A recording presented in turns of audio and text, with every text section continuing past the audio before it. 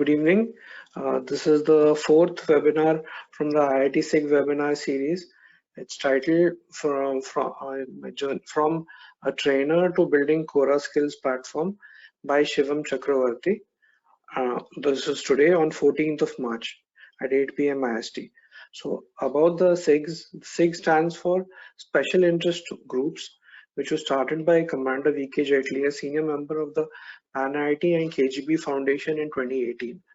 The goal is to bring in networking and educational opportunities for IIT alumni globally. And we cover multiple areas in the SIGs, including cybersecurity, blockchain, growth in India, make in India, electric vehicles, financial services, renewable energy, agriculture, etc. The primary aim is to support the center's Make in India initiative, and also that the fact that learning never ends. For more information about the SIGs, please contact Commander V.K. Jetli. His email is on your screen. His email and his WhatsApp number is on the screen, or you can contact me. My email and my WhatsApp number is also on the screen.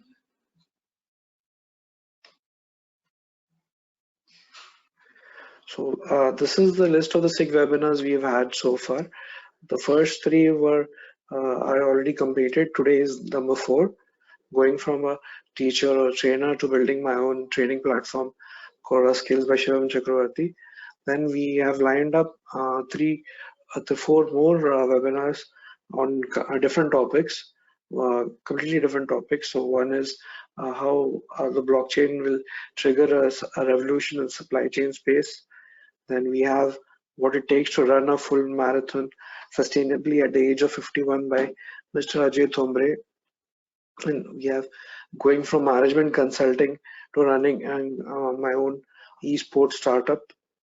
And finally, we have what it takes to be a successful oil and gas professional at the age of negative oil prices. So these are all webinars which are to follow in the coming weeks, and you will get information about them in the near future. If you are interested in presenting or sharing your expertise with the IIT SIG community, please email me ashish@inkmantra.com or WhatsApp me at 916-7794-880. So that I can set it up for you guys. Now I'm transferring the mic and the screen over to our presenter for today, Mr. SHIVOM CHAKRAVARTY.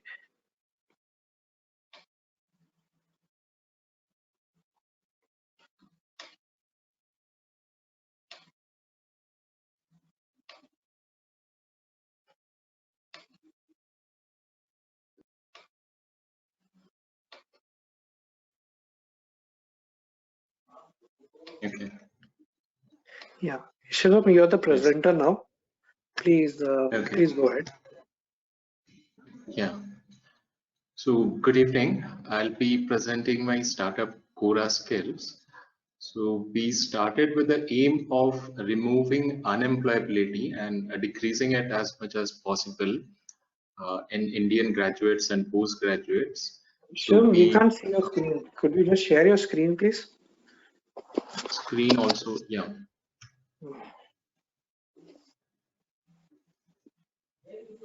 Yeah.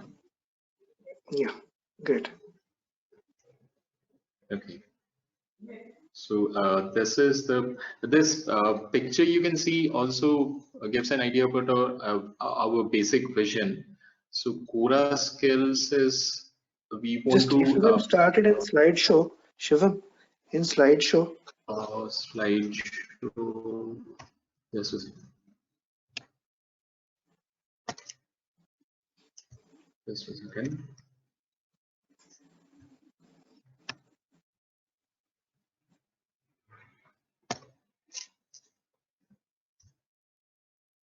Yeah.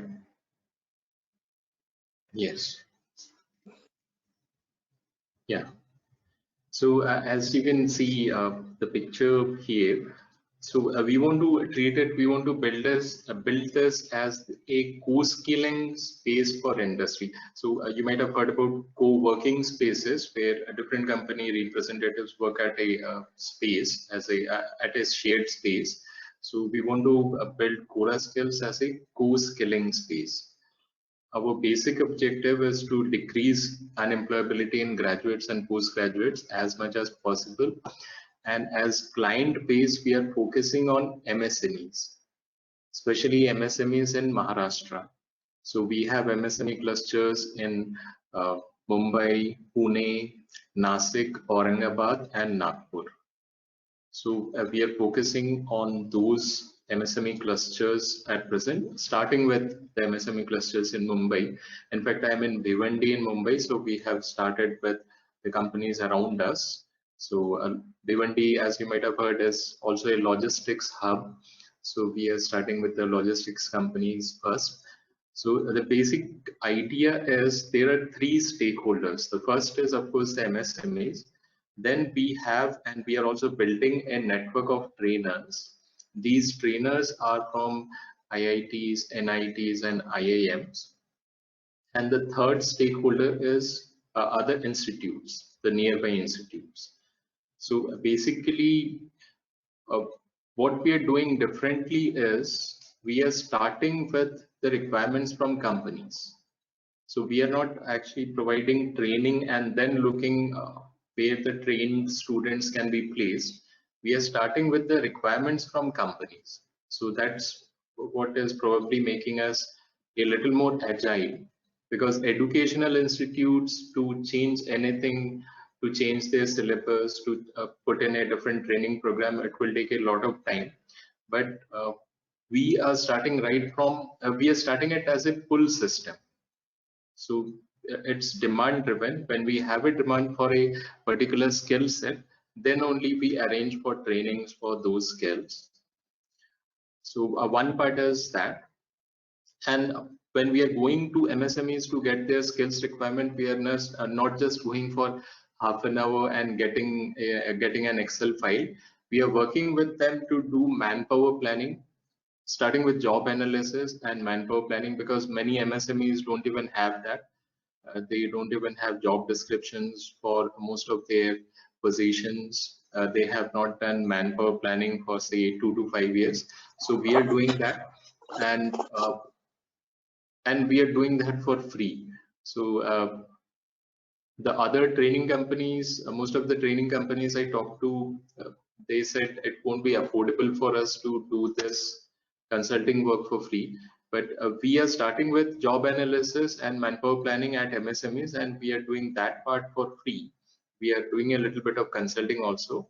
And after that, we are arriving at the training requirements. Then we float the training requirements in our network of trainers. That is in the initial stage, that is now. Going I forward, think Shivam, sorry to interrupt again, but you have yeah, to go forward, right, on the slide because you're still on the uh, first slide. yeah, okay. uh, yeah, so as I was saying, we will talk about the slides also. The slides will be over in roughly 5-6 minutes. Yeah, so that was the MSME part. Then the trainers, it's not only the training which is going on. The trainers won't be involved in just the trainings which are going on. We are developing their trainers profile also. So for them, it's like writing a book. Once you write a book, you get royalty whenever a copy of that book is sold. So for a trainer, for say an experienced person in any field, an IIT alumni or NIT alumni or any expert, so we are building their trainers profile. Essentially, these are the people who do not call themselves as trainers at present. So we are talking to them, we are discussing at length with them, and we are building their a training module around their expertise. So that way we are building something for their passive income. Of course, the training module will be copyrighted by CORASKILLS, but every time those training modules are used, the trainers will get a royalty, will get a share of revenue, which will be quite high, around 50% of the revenue for that particular training. So that is basically our business model, part of our business model. And the third stakeholders are institutes which are happy to provide their infrastructure for conducting these trainings. Infrastructure in the sense their seminar halls, their labs, engineering colleges have good labs, so we would definitely need those labs.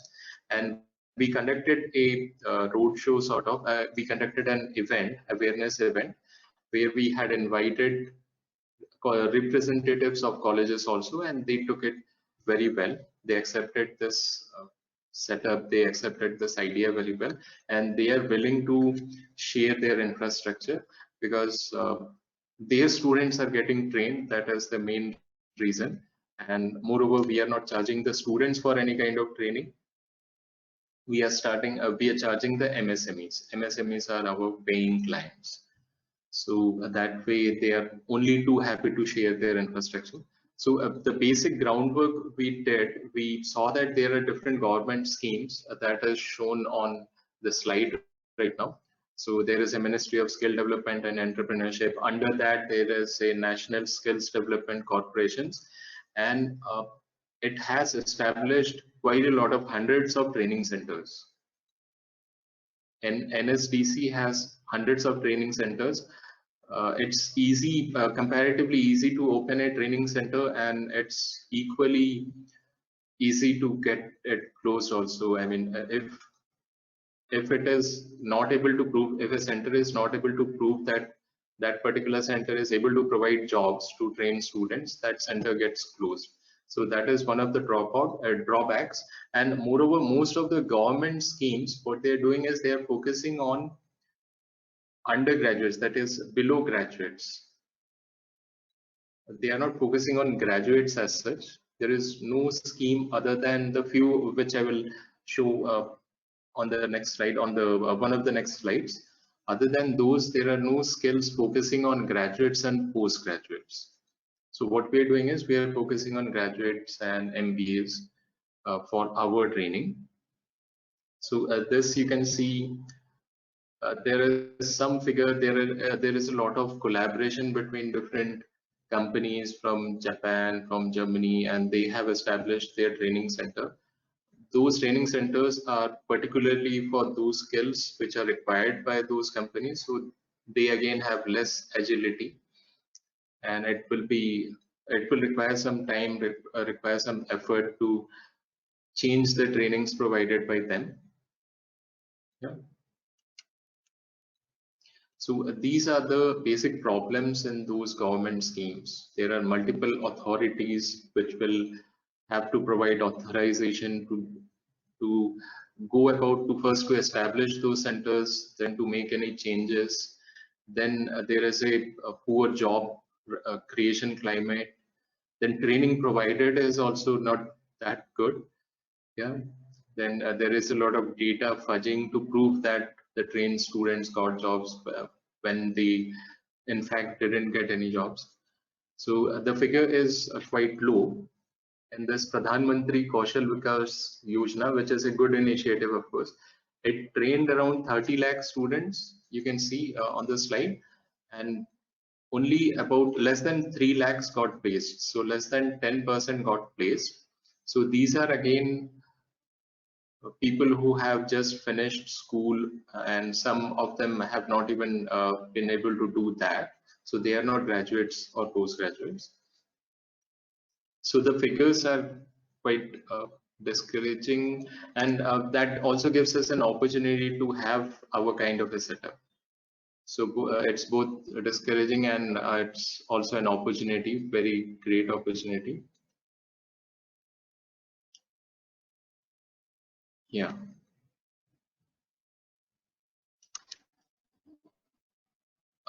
Then the blockages, the roadblocks are basically mental blockages, mental models of both students and industry.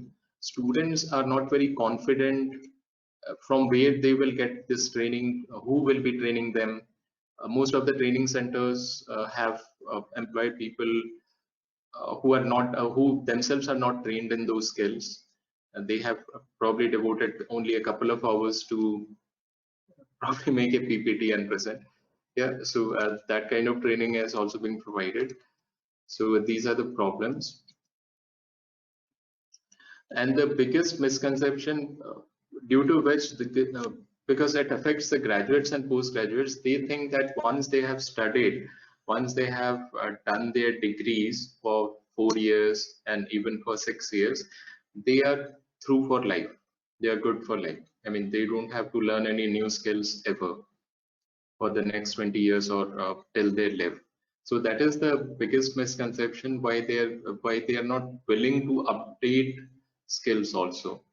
Although there are a lot of advertisement uh, for data analysis, for data sciences and AI, and because there are companies providing those trainings, and they have the budget to advertise that way. So that is attracting youngsters. That is attracting graduates. But other skills, I mean, technical skills are not only IT skills. It's not only data science and AI. It can be mechanical engineering skills, chemical engineering skills, and different, even commerce graduates can have taxation uh, skills. So, and other such skills. We have a list of those skills. Yeah. So that is the biggest misconception.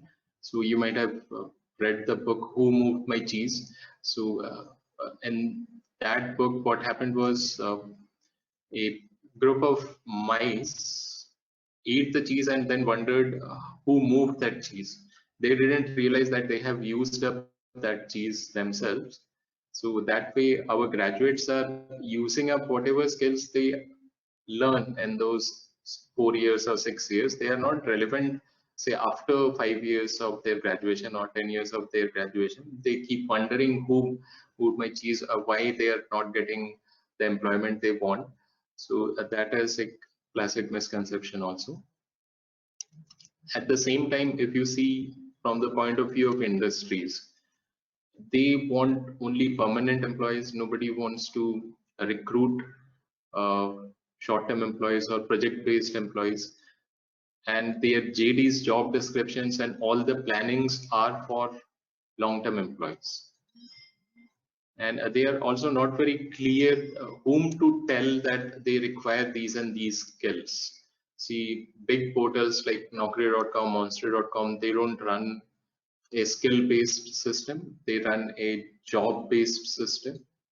So position-based system, you can say. So that also creates a hindrance in creating skills.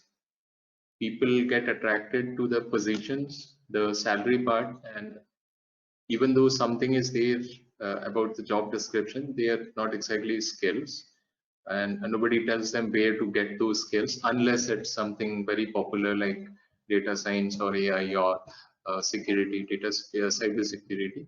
Yeah, so other skills from where they will get, they don't know. They just turn out to be unsuitable when they somehow appear for the interviews, and most of the times they don't get called for interviews also. That is the graduates and postgraduates. And it's the view that good candidates are not there on Naukri.com. It's the general feeling, especially by MSMEs and startups. Good candidates are not there on Naukri.com. At the same time, they believe that everybody is willing to work for their startup, but they find out that none of those willing people are there on Naukri.com. So it's quite ironical. So I'll move on to the next slide. So some of the ways jobs can change is, first we look at the scenario. So a few of the CEOs, MDs of IT companies have found that only 6% of graduates in the institutes they visit are employable, 94% are not. Even in engineering colleges, even while filling the seats, half of the seats are going vacant. India has about 15 lakh seats. India has about 15 lakh seats and 7.5 lakh seats are going vacant. So some of the solutions is transforming it to a skill-based system, and jobs could also be project-based, not very, very long-term jobs. It could be project-based jobs. So people can go from one project to another project without creating any fuss. Then teachers training is also required. The teachers who are teaching in engineering colleges, their growth has also become stagnant. Yeah, and that way, going forward, our part, at least the agility of skill development, we cannot change the whole education system, but we can provide training on relevant skills by the people who have those skills, who have actually worked in those areas, who have developed themselves to be experts in those skills, basically IIT graduates and IT graduates and other experts. So we are building training modules around their expertise. So our solution,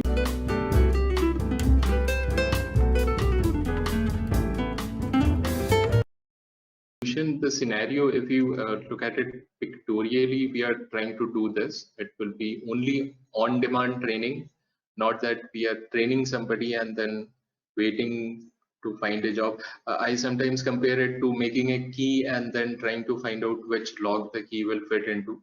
So it's a very less probabilistic thing. So to do that, to find the right lock for a key you have already manufactured. So a basic groundwork we have been doing since about a year. So yeah, that involves job analysis, manpower planning, and yeah, and we have been approaching all IIT graduates, our alumni and IIT graduates, and why they are willing to give their time. I'm sure many of the audience will also be willing to give their time, is because we are not stressing out anybody. We are not being a burden to anybody. It's because they will also get a share of revenue as a source of passive income without being a trainer, without being a full-time engaged trainer. They will have a source of passive income whenever their training module is used anyway. Yeah. So it will be more or less like you might have heard about this guy Nilesh Mishra. He is a very good storyteller. He started with radio. I don't know how many of you hear radio. So now he has a YouTube channel, and he has, almost established a village. The village has a newspaper and everything. So he conducts slow interviews, mostly of celebrities from movie industries, film industries. So we will conduct a series of those kind of slow interviews where nobody feels a stress. So it will be aligned to their daily schedule. It could be anywhere. It could be at a restaurant, or it could be at their workplaces. So we will keep interacting with those people. And one training module might require, say, about a month, 2 weeks to 6 weeks time duration will be required to develop one training module. So one of the teams keep developing those training modules. Yeah. So that is the scenario we're trying to build. And visually on the website, although our website is very basic as of now, so that anybody who is interested from MSMEs, from trainers, from institutes, so that they can register. So that much facility is there. But going forward, we would like to have, we are planning to have something called, something like a skills exchange. So any student can see how a particular skill is going up or going down in the last 6 months, say. So based on that, they can decide that this skill, the demand for this skill is going up.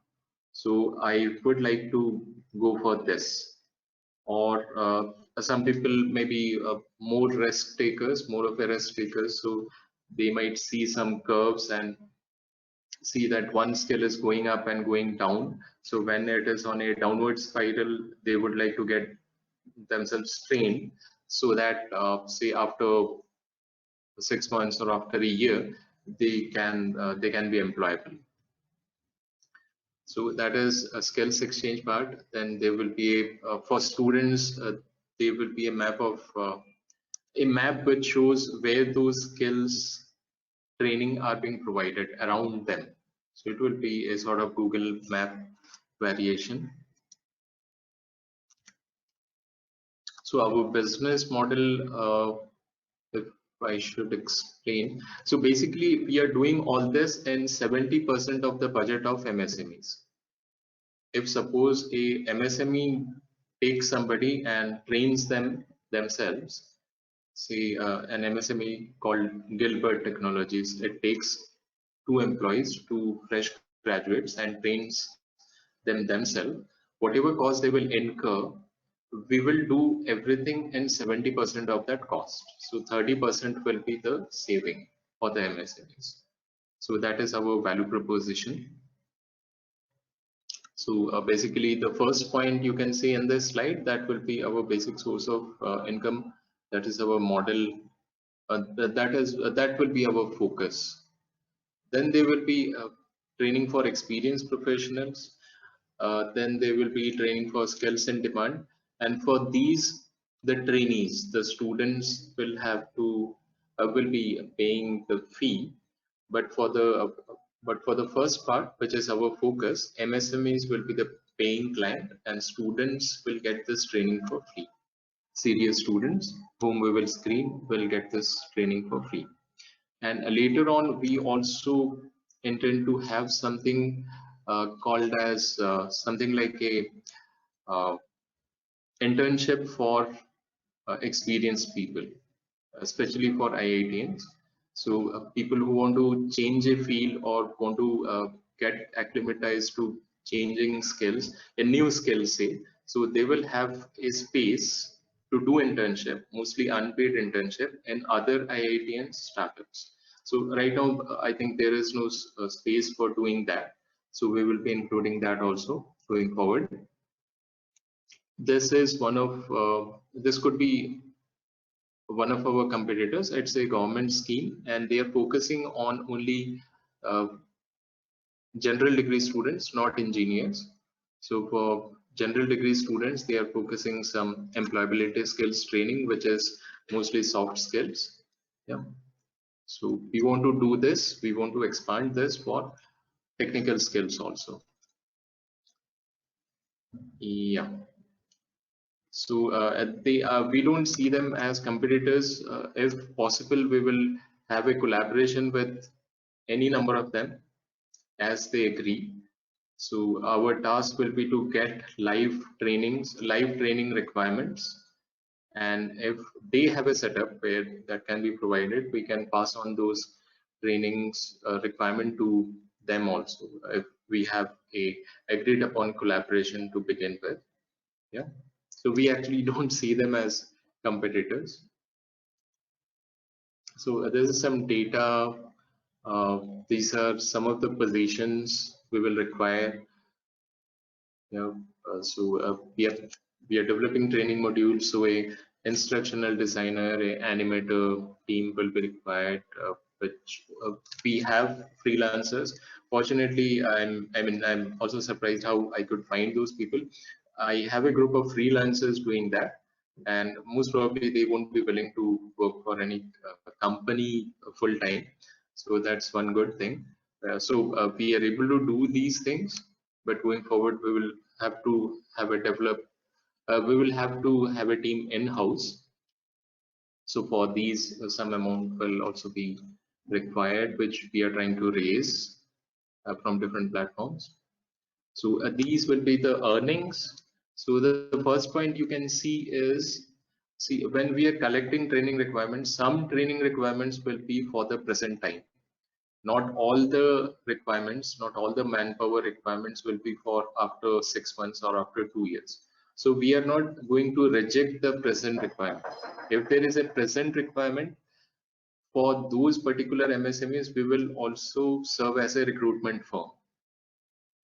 So that earning will be for the recruitment part. The first point you can see. The other points are for the training part. Yeah, so this is basically some idea about the amount we are trying to raise, and this is our proposition for investors. So any amount you invest from the third year onwards, we will be devoting 30% of our revenue to return that amount till double the amount you invested is returned.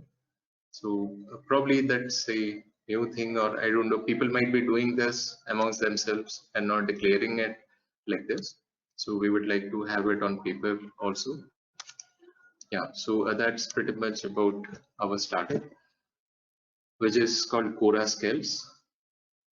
So if you have any questions, and more importantly, if you have any suggestions, you're most welcome. Thank you, Shivam. That was a very nice presentation, very insightful. We rarely, hear much from the education side, so we really don't know. There are so many pain points which a teacher or a professor or a trainer, they have to face or they have to go through. But we rarely hear of those because, Yeah. unfortunately, whether you like it or not, teaching is not a quote unquote sexy profession. So that's a sad reality today. Anyway, I'll just open the floor now to the audience if they have any questions they would like to ask of Shivam. Yeah. Yes, please. I'm rarely deterred by a low turnout even in my lectures, but the classroom is filled by the end somehow. Maybe because Right. there is attendance taken at the end. But anyway, yeah. Okay. Uh, Anybody have? I mean, Indrajit, do you have any question for Shivam?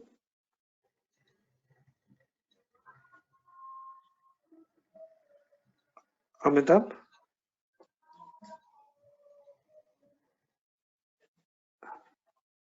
No questions. Thank you for the presentation. Oh, all Okay, right. Okay. nice. Okay.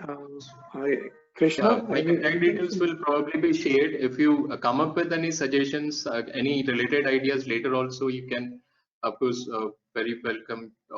Everybody is welcome to reach me and share their ideas.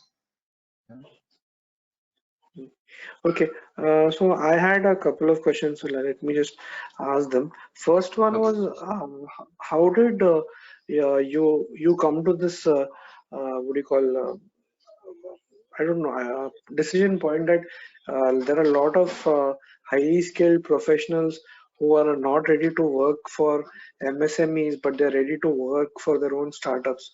Did you do a survey to find this out? How did you come to know of this? These are young people who are skilled at what they're doing. I'm talking about animators and website developers. So yeah, they are not open to positions in companies. I mean, I'm not generalizing. I probably interacted with half a dozen such people, and the Okay, work they did was excellent. I'm okay, using their work. And okay. yeah, there are platforms like freelancer.com, upwork.com. So it's full of such talented people. And many times those platforms have a condition that you won't be joining a company. You will be working through our platform. So I mean, yeah. Okay. Yeah, interesting. I mean, that was one, and the second one was the point that you mentioned, about giving experienced professionals the ability to jump from one profession or one skill set to another. So, Yeah. so how will that work? If you could just, expand a little on that, because as you know, today there is a lot of economic uncertainty all over. So there is no guarantee that okay, you have a well-paying job in say any industry. Let's say you're in, just for examples, like, let's say you're doing financial services, you're trading stocks today. There is no guarantee you will still have that same very job, a Yeah. month from now or 2 months from now. And if you lose your job, there's also no guarantee that you will get back the same position. So because there is so much change and flux happening, in the Indian economy, even in the global economy, there are so many jobs, which were there in India 5 years back, which are not there today. You don't, I mean, there is, you don't see them at all. That kind of thing. Like telecom, to give one example, there were so Yeah. many jobs 5 years back in the telecom industry. Today there are hardly any. So how would you? I mean, I appreciate what you're trying to do here with this. It's a very good and very valuable and needed initiative. But if you compare it with just to give you an example, the US way of doing, US, nobody feels shy of going to back to school. They'll at the age of 50, 55, 60, people go back to school to get another degree or do something else, whatever else which they are interested in. Then nobody frowns upon that. But in India, we still have that cultural mindset. I'm sure you also must have seen it and observed it, that the moment you're 30, your education should be over. So how will your startup change the outlook towards that? Yeah, that influx will always be there. So what we're doing is we are providing an avenue where anybody interested can update, get a new skill. So if you find your skill is not relevant yet, then you can get a new skill. So for that, we have a place, we have a space. And when I mentioned that experienced people might want to switch to a completely different field, that will be by choice. Maybe most of them will have some financial security. They would have worked in some field. So now they want to get a new skill. They are fascinated by that field, but they don't have an avenue. Nobody is providing training to say to people who have crossed a certain age, say 40 or 50. Nobody is trying to provide training to them. So we will have that kind of an unpaid internship, especially for IIT graduates, say IIT and NIT graduates. So going forward, we will have that space. So when you see more people of similar background of your, say, caliber, if you want to say, then if you find that more people are doing that quite openly, so you also feel encouraged, you also feel uh, positive about doing that kind of unpaid internship, so to say at the age of 50. So it's nothing bad. So you will get, I mean, people in that age group or say in that expertise will get an idea, the correct idea, that it is not something bad to do an internship for a couple of months.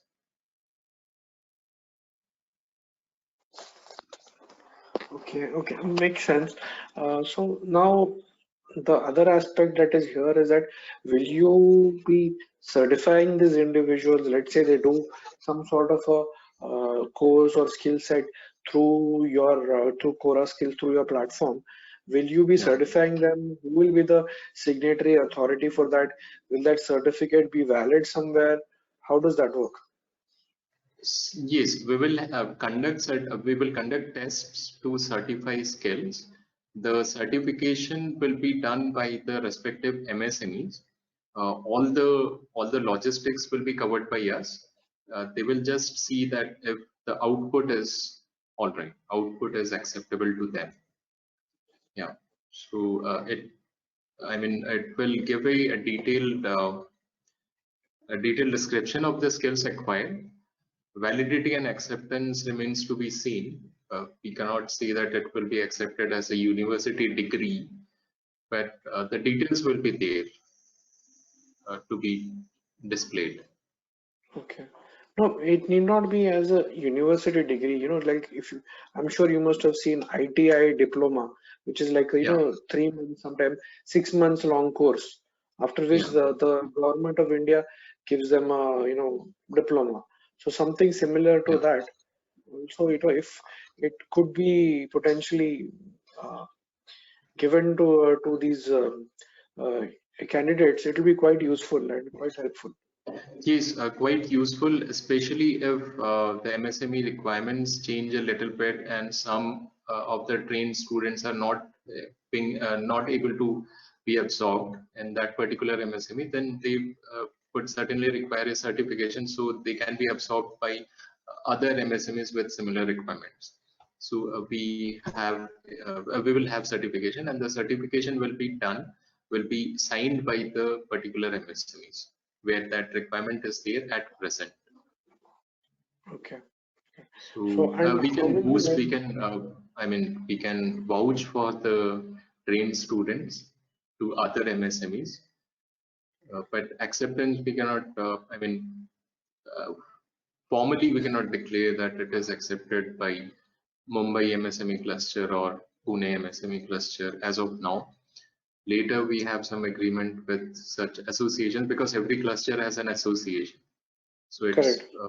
probably easiest to have a collaboration, have an agreement with the association that students trained by us will be, when they have a certification, at least within that cluster, that certification will be accepted. Right. Right. So, even if for somebody who would potentially want to invest in your venture, also if you have such an agreement in place in advance, it will be quite useful. I mean, for them to make that investment decision also. Thank you very much to all the attendees who took the time out, to join our SIG webinar series. It was great having you guys on the call. If you have any more questions, either for me or for Shivam, so you can see Shivam's name and phone number, email, everything is there on the screen. And if you would like to get in touch with me, please WhatsApp to present another webinar. Please WhatsApp me on 916-7794-880. Thank you. Thank you. Thank you. Good night. Good night. Thank you.